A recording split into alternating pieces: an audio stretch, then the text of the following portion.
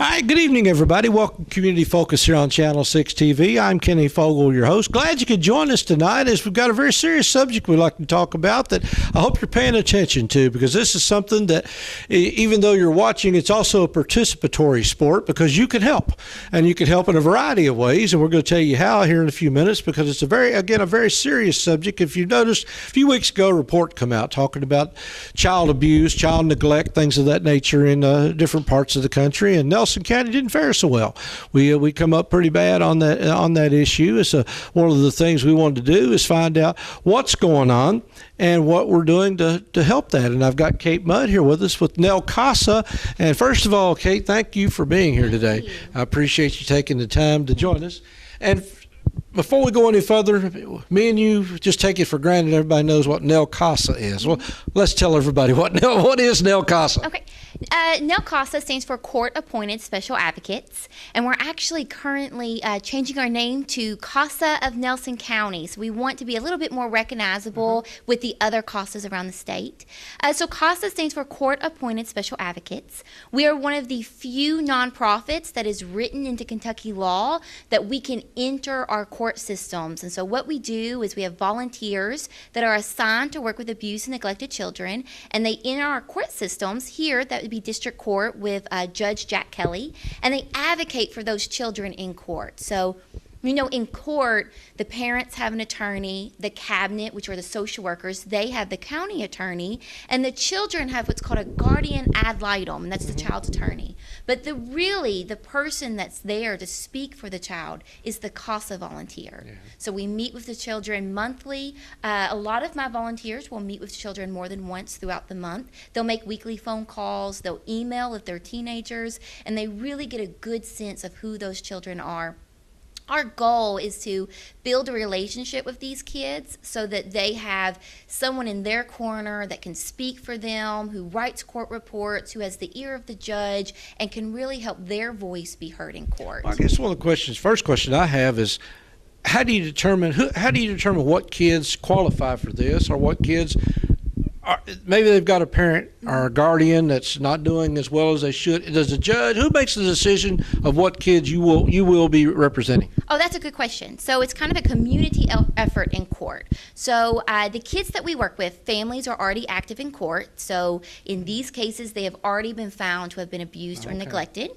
And we like to take sibling groups, and that's a personal preference of our program here, not necessarily something we have to do, but we choose sibling groups because those are the kids who really need more people in their corner. It's easier for one child or a two-child to get enough attention from their social worker, but it might be harder if there's 4 or 5 kids. And that way, if we are assigned those big sibling groups, those sibling groups now have someone who is just assigned to them, who's only going to work with them. So in court, how we would get a case is if I hear a case that sounds like, oh, these kids need a CASA volunteer. And those are the hardest cases, the cases where there's been many different ways that they might have been abused or neglected. And it's just, for lack of a better word, a mess. And you think someone needs to get in there and get something done, I might stand up and ask the judge, can CASA be assigned to this case? But a lot of times our judge will look at me and say, how many cases can you take today? And so we go to court on Mondays, and he'll say, Kate, how many cases can you take today? And he already has in his mind what cases he might like a volunteer on. And those are cases where he just needs more information. So, you know, our judge, they have the heavy task of making real, long-lasting decisions for these kids, and what they want is more information so that they're making the right choice. Well, I guess the definition of neglect probably changes with some people. For some people, neglect is just a child that's just totally unsupervised. And I know you see that too. But also part of neglect, and something that you hit me the other night when we were talking about, is like kids, they belong to a basketball team, or they go to a play, they have nobody. And you mentioned a child even in a hospital for a few days, not one person came to visit. Exactly. So kids who are in court for neglect, a lot of times an absent parent is how we kind of describe that. Mm-hmm. And these are kids who you recognize them in your classrooms, you see them in your churches, they're usually the kids that someone else has brought them. They're the kiddos that don't have anyone who comes to Grandparents' Day, or doesn't have anyone who's in the audience to watch them in a play. And so really it's just an absence of their parents being involved in their life. And there's a lot of different ways that parents become absent in their own children's lives. The number one issue in Nelson County is drugs. So parents who have substance abuse issues, that's considered neglect in Nelson County's court. So it just means due to their substance use, they are not meeting their children's needs. Yeah. And it gets a little shocking. The story I was talking about with the kid in the hospital, his parents just, for whatever reason, did not go visit him while he was in the hospital. Now, they're already active in court for neglect. But, you would think that once it enters the court, here's where they're going to buckle down, and here's where they're going to really step up for their kids. But a lot of times they are struggling with their own issues, that being a parent is just overwhelming, too difficult, too hard to arise to. And so it becomes the CASA volunteer who does those things. They go to the hospital and they sit with their kiddo. And unfortunately, we've had to do that more than once. Yeah. They will go to Grandparents' Day at school. They'll make sure that field trips are paid for, or the kiddos have an IEP in place, and that's an educational plan in school. And so kids who have delays need an IEP in place. What we have learned is that a lot of our parents, they don't know how to fill out the packet. They're not sure what their child's own needs are. So really, the CASA volunteer helps to coach them through this process, meet with teachers. We have, on 2 occasions, completed the entire IEP packet with the school district because the parents were not able to read or write and didn't even know where to start in meeting their kids' needs. One of the things, before we get into how people can help and be a part of CASA, I guess the first question and the first objection most people are going to have is say, okay, these are troubled kids. How am I going to be able to handle these kids? They're going to act out, and I don't need that in my life. So I'm sure you see kids of all kinds, some that are real receptive, some that are probably withdrawn to some degree, but you have to be a little special to be able to handle that in a way. Yes.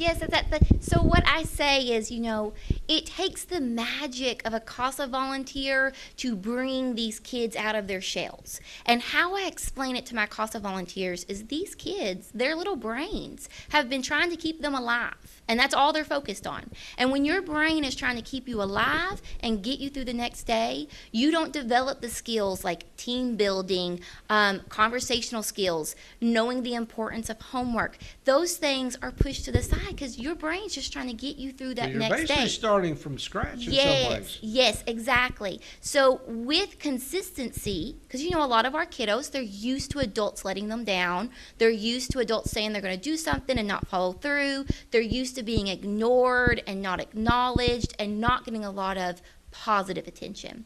So it might take some time. You're right. Some kids do start off withdrawn. Yeah. Some kids start off angry. They don't even want to CASA volunteer. Some kids are just like any other little kid who just has been maybe not had such hard forms of trauma and abuse, so they're real excited about their CASA volunteer. But regardless, what it takes is consistency. An adult who's going to show up when they say they're going to show up. An adult who comes and says, I'm just here for you. I'm your person. I'm going to speak for you. And with time, those kids start to come out of their shells. Now, even our teenagers, and some of them, we joke that what we want to do is get our teenagers from being kind of mean and surly in a way, and just getting them to be teenagers. Yeah. And it's kind of funny when you have a CASA volunteer assigned to a teenager, just like in a normal family, one day the teenager loves their CASA volunteer, one day they're annoyed at their CASA volunteer. But that is something that is more normal to being a teenager than just having a teenager who says, no one shows up, everyone lets me down, adults have only ever hurt me. And so sometimes you got to get in there and get your hands a little dirty and work with them. But with time and consistency, these kids come out of their shell. And then you slowly you start to see that, oh my gosh, they used to be this one way, and now they're doing things that other little kids do who have never been abused or neglected, and it's kind of exciting to see that. Yeah. We call it the magic of CASA. It's really just the magic of having an appropriate adult who speaks for you, who steps up for you, who shows up when they say they're going to show up. Love and support and attention is what it comes down Well, to. you get volunteers, and I'm sure every volunteer is different. That's why this next question is really difficult for me. Is what's a typical day for a CASA volunteer? I mean, is there any, or is it typical? I mean, it just depends on the person, the relationship, or how's it? It's a little different case by case. What we do say is, on average, a CASA volunteer will work 10 hours a month. Now, for their first case and they're getting their hands wet for the first time, they're really learning, they might do more. But once their case gets going, it's about 10 hours out of the month. And that comes down to home visits, school visits, phone calls, if they're on a sports team, going and seeing them and reporting to court and writing a court report.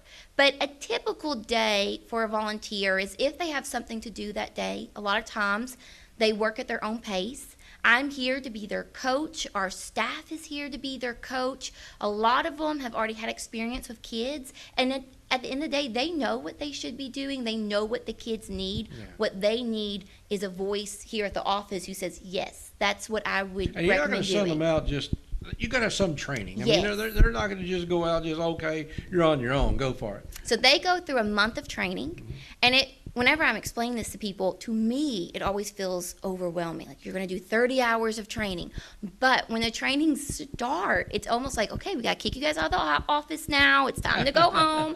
Because the training is very interesting, and they're really going to learn about child abuse and neglect. You do 8 chapters, and each chapter is different. It covers the court system. It covers the cabinet. It covers actually working with families. And we bring in guest speakers, and so they really get involved. And overall, it's a positive experience. Well, while it sounds like you're just an individual case, you're helping a child get through life, but basically it's much more long range than that. I mean, you mentioned earlier the drug issue, but also they're going to be adults someday. Yeah. And whether they're productive or not, it's going to make a little difference on how they were raised. And yes, exactly. So what we see, and I've been working in the community as a social worker now for several years, and so what you see is the same families come back to court, and they come back to court, and they come back to court. CASA's goal is to put a stop to that. Our main objective is to find the correct, safe, and permanent and loving home for these kids so they never come back to court. And nationally, what we know is that when a child has a CASA volunteer, 80% of the time they never return to court. So it gives them a better opportunity to get an education, find a career that they're passionate about and are successful at. A lot of our kiddos who grow up to be adults will come back to CASA and work as volunteers, will be our guest speakers. Our real goal is, when this case ends, they're not going to show up back in court 6 months from now. They're going to go home to the correct home. Sometimes that's with mom and dad. Sometimes the CASA volunteer may help champion on mom and dad and give them that kind of support they need to get their engines going and to get to work and to work on being better parents. Yeah. Sometimes they go home to grandparents. Sometimes they go home to aunties and uncles, or sometimes they're adopted by a foster family. But what we want is when we leave a case, we know we've left this child with the right caretaker, the person who is going to help them grow up and be a successful adult and have just as many opportunities in life that our children might have. So that's really what we work towards. One of my CASA volunteers, Sandy Aiken, she is one of the longest CASA volunteers in Nelson County. She just started her 13th year with us. She has CASA kids who are now adults who come and see her when she is out in public. They'll stop, they'll talk to her. They remember her as Miss Sandy. She's really wonderful, where she has these little business cards that she gives out, and they're age appropriate. So, the little bitty kids get a business card that has Miss Sandy on it with a little smiley face with her phone number. And so these adults who see her now, they're all grown up, still stop, still talk to her, still hug her. The CASA volunteer, you can say a lot of people let you down, but what we don't want is say your CASA volunteer let you down. Yeah. We want them to have good memories of that person. And you're not completely on your own either. I mean, it's a state organization, nationwide organization. CASA is tested all over the United States. Yeah, so we've been around since 1978 or so. Now, CASA of Nelson County, we were the second CASA in the state of Kentucky. So we were established in 1985. We pay into a state membership, the Kentucky CASA Network, which is a fabulous network that allows all of us CASAs to connect, because we're all our own individual 501c3s. We all kind of have a little different policies, a little different ways of working, but we have this connected membership now that allows us to have people we can go to get advice. Now, your bosses, you're governed by a local board, right? Exactly. And they're all local volunteers. Yes, exactly. So my board chair is Judy Bevan, and my vice chair is Margie Bradford. And those are my go-to ladies. When I need help or support or advice right here locally, those are where I go to. But we're backed up by a really great board. Stephanie Harrison, the one of the Frisky directors out at Bloomfield Middle School and Bloomfield Elementary and Bloomfield Middle School. She is my secretary, and Val Downs is my treasurer. So I'm backed by a pretty successful board. Okay, well, here's the fun part. Here's the part where you can get involved, and there's a couple things that CASA or CASA in Nelson County is going to need from you to get involved. And if you want to get involved, it's not something, obviously for everybody, but if you think this is some way you can help a child and help your community, is become a volunteer or donate money. I think one of those two things would probably work. But first of all, how do you become a volunteer? So to become a volunteer, you want to go to our website. It is nelsoncountycasa.org, O-R-G, and you want to fill out a Contact Us page, and that's the first way you're going to get to us. You could also go to our Facebook page. It's Nelson County CASA, and send us a message, but most likely the quickest way you'll get us is that website. You could also call us directly, 502-331-6325, and speak to a staff member or myself, and we will direct you in the right ways to go. If you'd like to be a board member, same way. If you're interested, say, hey, I think I have something to bring to the board. And we're always looking for more people who have experience in fundraising, people who have experience in approaching donors or sponsorships or financials. You could always approach us and ask to join the board, or you could join a committee. We do our work in committee. I call it dating before you get married. So there's less rules when you're on our committee. There's less responsibilities. But we have several committees. Our development committee / fundraising committee is our most active committee. And if anyone thinks, I want to help you make money to grow in our community, that would be the best way, is to join our committee. Well, the thing is for volunteers, but also if somebody wants to get involved, they come down here, you're going to give them training, and so they're ready to go. And at the same time, they get to see more of what's going on. A lot of them don't see what's going on in the community. A lot of people don't see, unless you get involved, what's going on in the community. So when you bring a volunteer in, you're training them. And at the same time, you need we mentioned fundraising. There is some cost. Obviously, they're volunteers, but still they've got to be trained, and that's going to cost a little bit of money. And there's got to be some reimbursements for here and there. So you need some money to survive. Yes, exactly. So I always joke that we do a lot with a little. We have an operating budget about $80,000, and what that covers is training volunteers. And so 1 year of a volunteer costs approximately $1,700. And that's from training to reimbursing if they've bought something for their kiddos, to buying training materials. If we go to any conferences, we always cover that cost. So volunteers have to have continued education so that they stay kind of up to date on how you work with trauma-informed kiddos. And so we cover their conferences they go to. We cover any types of dinners they have to go to for their kids. We buy Christmas presents for all of our kiddos, because Santa Claus doesn't always bring the same gifts to our kids. They would maybe, your own kids. Yeah. So we want to make sure that those special occasions, birthdays, graduations, are honored. So we do always are accepting donations. A lot of people in the community have given back. And what I say is, if you want your money to go right back into the community and to do something, giving to a local nonprofit who works in your community is the best way. We will take your money and be responsible. We will give out a donor letter at the end of the year if you want to know where your money went to. And so to do that, you can call to ask, how do you want to be a donor? We are looking for sponsorships. We're going after some sponsorships that will help do some bigger projects to grow in the community. But we could do a lot with a little. So if you want to send $10, $5, you can donate on our website. NelsonCountyCASA.org, or you can mail us something, which is P.O. Box 726, Bardstown, Kentucky, and we'll reach right back out. So we always say, if you're going to donate and you're not going to come to the office to do that donation, let us know who you are, let us know a little bit about your background, because we would like to respect that and honor that person that you are. All right. Well, Kay, we do appreciate you taking the time. I know this is something, obviously, I know you've been passionate about. I know I was in a meeting the other night and somebody came away afterwards and they said, that young lady is certainly passionate about what she's talking about. And I said, well, you're helping kids, and you're helping kids, which in turn helps the community. It helps the community, helping families. I mean, it just domino effect. How much you're doing is one little donation or one little volunteer. And again, it's not for everybody, but you're there to help. And if everybody works together, we can certainly make a difference. Yes, I agree wholeheartedly. I am passionate about it. You actually interviewed me 2 years ago, Right. and at that time, we were only working with 12 kids in our community. I had just taken over the program. We had 3 volunteers. Since then, we've grown to 15 volunteers, and this past year, 2018, we assisted 49 kids. Now, there are over 250 kids in our court system, so I could help a lot more kids if I had volunteers to do it. So.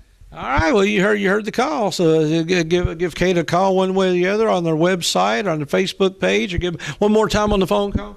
So the phone number is 502-331-6325. All right, we'll give Kate Mudd here with Nell CASA, or soon to be CASA of Nelson County, doing a lot of great things here for the community. And if you want to help in any way, reach out to her in some way, and her or somebody on our board or another volunteer, and they'll certainly put you to work. Anything else we need to say before we get out of here? I think that's it. Thank you. All right, well, thank you. So I appreciate what you're doing and appreciate you for tuning in. Again, hopefully, if you want to get involved, this is something you can do. All right, this is Kenny Fogel here on Channel 6 Community Focus. We'll be back right after these messages.